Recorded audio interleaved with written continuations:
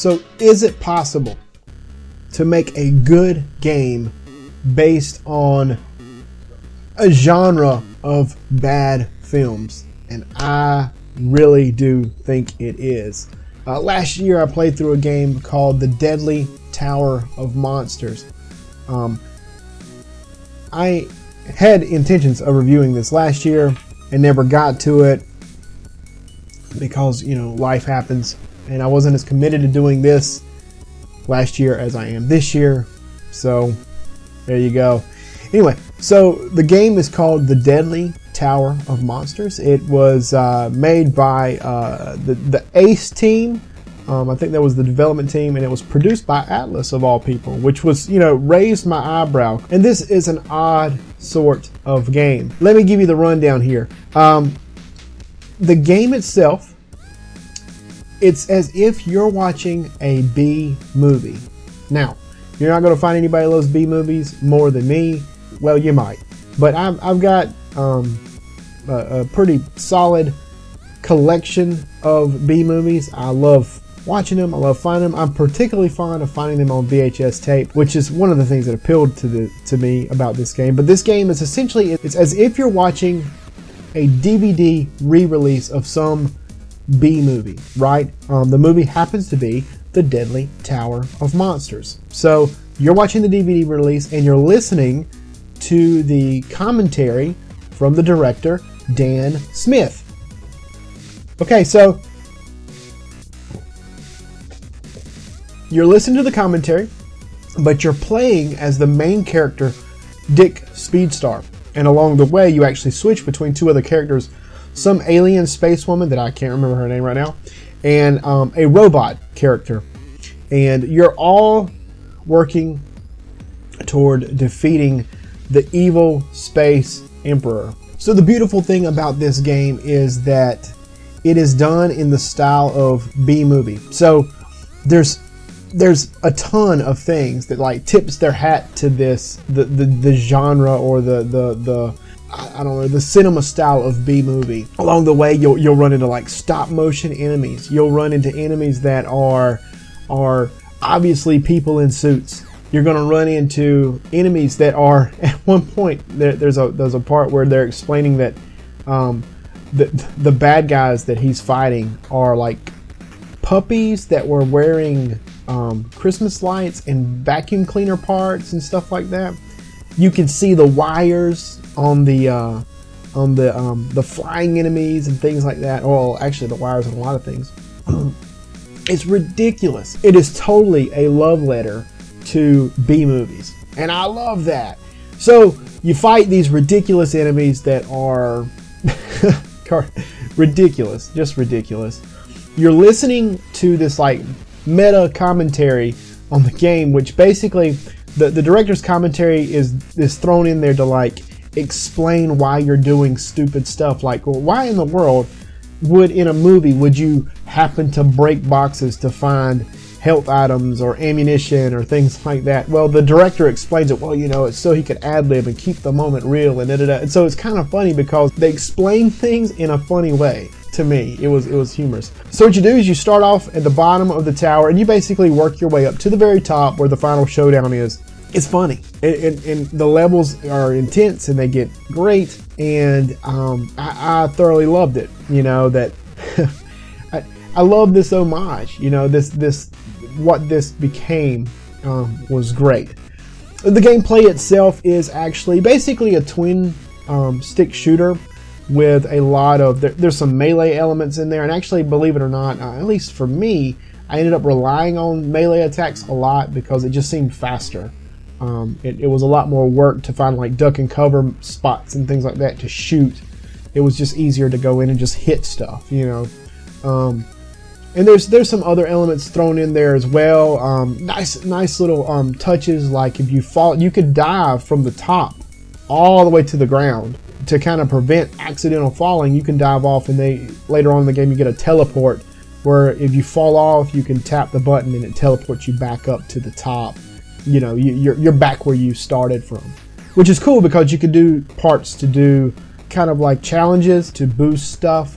You dive through these rings basically. So as I mentioned, there's actually 2 other characters. There's the alien lady, who I believe is the daughter of the Emperor, if I'm not mistaken, and a robot that you run into along the way. Every now and then you may find it useful to swap between those characters, but here's the thing, I forgot a lot because all the characters essentially play identical. It was very rare for me to swap, except for when it was absolutely essential to get past a puzzle of some kind. So from that standpoint, I mean, the characters were great and they were interesting to a degree, but they never made it an essential element to switch from Dick into one of the other characters, with the exception of a handful of moments. And I think that hurt the game in some ways, at least for me, in my opinion. I think that it would have been nice to have to switch up more often. It was disappointing. I mean, bottom line, it was disappointing. So, like, let's talk about how it looks. The game looks like you would expect it to look. I already mentioned that it's not like a mind-blowing, super photorealistic game. You know, it's not one of those games. It's not meant to be that, right? Because it's this, like I said, it's this love letter to B movies. So it's going to look kind of hokey. The graphics themselves are, you know, whatever. It isn't particularly great. It isn't particularly terrible either. It's just kind of is what it is. But what I did like was they had a filter mode on here where you could choose between the DVD mode or the VHS mode. Now the VHS mode has a lot more like grain and artifacting and a little crackle and sizzle in the audio. And that's the thing, is like you got to remind yourself that you're watching the movie and they're giving you the commentary, right? So some of that's expected, right? Like if you put yourself back, you would have been watching a poor print of the movie more than likely. And so it adds a layer to that. I'm watching a movie, and I liked it. I like that element a lot. Now, whenever I compared the two, I mean, the DVD mode looked crisp and it looked fine, but it didn't fit with what the movie was trying, see, what the game was trying to accomplish. And I didn't like the DVD mode, honestly. The VHS mode was what was up, and I guess there's a reason they recommend that. Audio is fantastic. A lot of ridiculous one-liners and a lot of ridiculous dialogue in there that is very in tune with what you would see with a B movie of the 50s, 60s era. It really is, it's good. And even the voice acting at the parts that are kind of, it's not bad voice acting, but it's good voice acting that is meant to sound bad, sound hokey, sound over-delivered, which is exactly how an actor in one of these movies that was trying to take himself serious, but he's in a crap movie, you know, that's exactly how he would do it, you know. And it was, I loved it. I loved that. It is exactly what I want. And so yeah, the big thumbs up to that, because over delivering of lines, fantastic. Very, very indicative of B movies. Very, very indicative. Control wise, it works with a controller. It works the way you want it to work. You point, you shoot. It's like I said, it's a twin stick shooter. The controls work because they work, and there's really not a lot to say about that. Everything works the way you want it to. It's really intuitive.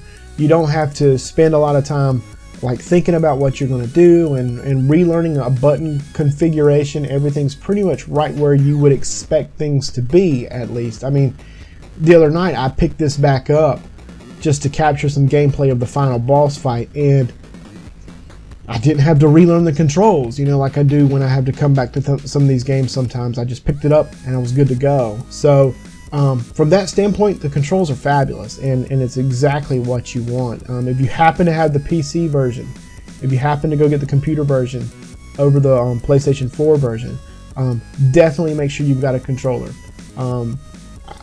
You can do it with a keyboard and mouse, but it is designed to work with a controller. I actually use an Xbox 360 controller.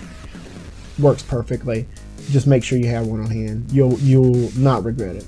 The only other thing that I wanted to mention was that at the very end of the game, I found the end to be kind of,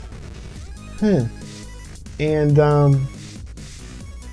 I don't want to over ruin it, just in case you decide to play it. But there's all this build up, and then the end. I mean, yes, you really know from the get go that you're watching a DVD re-release of the movie, but the ending, it lacks something, and I really feel like something more could have gone on there. And then once you're through that, it's just over, and it just ends and it rolls the credits. So it's kind of, I don't know. I would have liked to have just a little bit more to it, and I would have liked them to develop that end a little bit more. But I don't think I can complain too much, because let's be honest, it's been a B movie from the beginning. Why not make it B movie-ish at the end? And if you've ever watched a B movie, a lot of times B movies just kind of like, they're abrupt and it's over. I can't complain too much, and I don't want to over complain, but I did want to mention that I was disappointed with that. I wanted something more. All in all, it's well worth playing. And if memory serves me correctly, it's pretty cheap. It's fast, it's really short, it's really ideal for you guys out there like me that like to pick up a game and play it and play through it pretty quickly. You can come back to it off and on, and not feel like you've totally forgot everything. Like I said, I picked it back up after like a year, and I was fine. I could play it. I think from that standpoint, it works really well for those of us out there that don't have a lot of time to devote to our gaming. It's really fun. It's super silly. If you like B sci-fi, B horror, if you like movies like that, if you are a fan of those types of movies, you'll love this game, because it's like a big wet sloppy kiss. It's great. I would wholeheartedly recommend anybody getting this game. I loved it. I really did. It's probably one of some of the most fun I've had playing a game in a while. So from that standpoint, just definitely check it out. I definitely think it's worth it. Well guys, I really do appreciate you checking out this review of the Deadly Tower of Monsters. If you've got time, make sure you check out some of my other videos. And of course, as long as you're here, you might as well subscribe or check me out on social media. Anyway, thanks a lot.